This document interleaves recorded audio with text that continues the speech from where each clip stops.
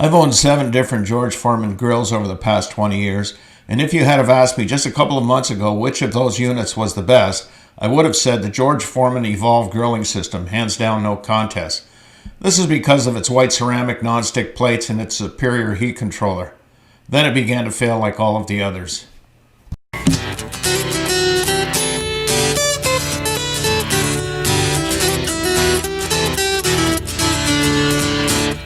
Each of my previously owned units failed in one of 2 ways, with either an electrical problem or the nonstick plates becoming unusable. In this case, an electrical issue was ruining the plates.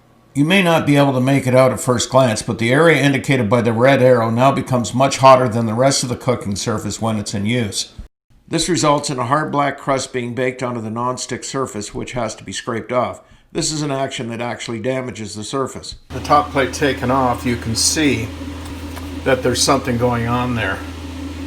So this is it's basically overheating right in this area, and it's ruining the top plate. In an effort to repair this unit, I have detached the inner plate by removing the 6 Phillips head screws indicated by arrows, but without success. There was nothing amiss inside, which indicates simple material failure. Due to the fact that the overheating in this area gets progressively worse the longer the unit is turned on, I've developed a workaround for doing burgers.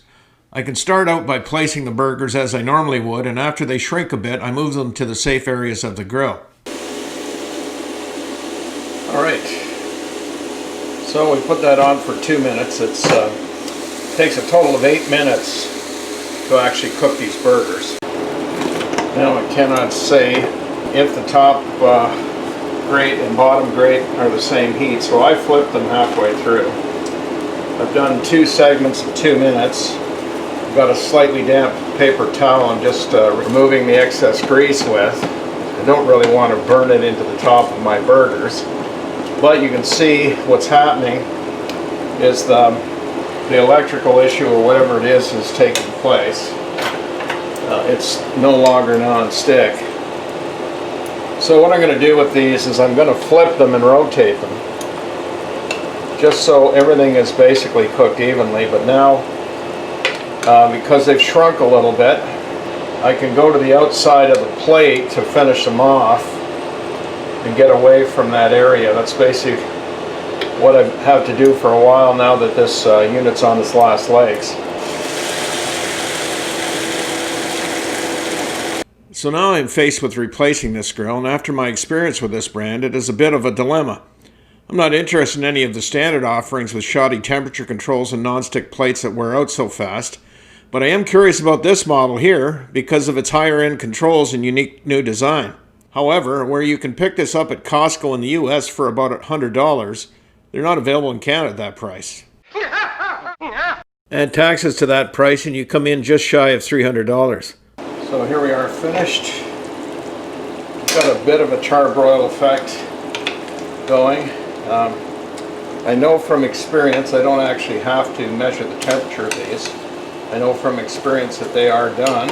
Finishing up brings us back to the image I showed earlier of baked on grease that cannot simply be wiped off anymore. With good reason, I'm reluctant to purchase yet another George Foreman grill, but I haven't found a suitable alternative for doing burgers. I do own a Cuisinart Griddler Deluxe that I use quite often for grilling just about everything else, but it does not handle the copious amounts of fluids my juicy burgers produce very well. So currently I'm open to suggestions if anyone has a recommendation for an alternative indoor cooking device that is suitable for juicy burgers.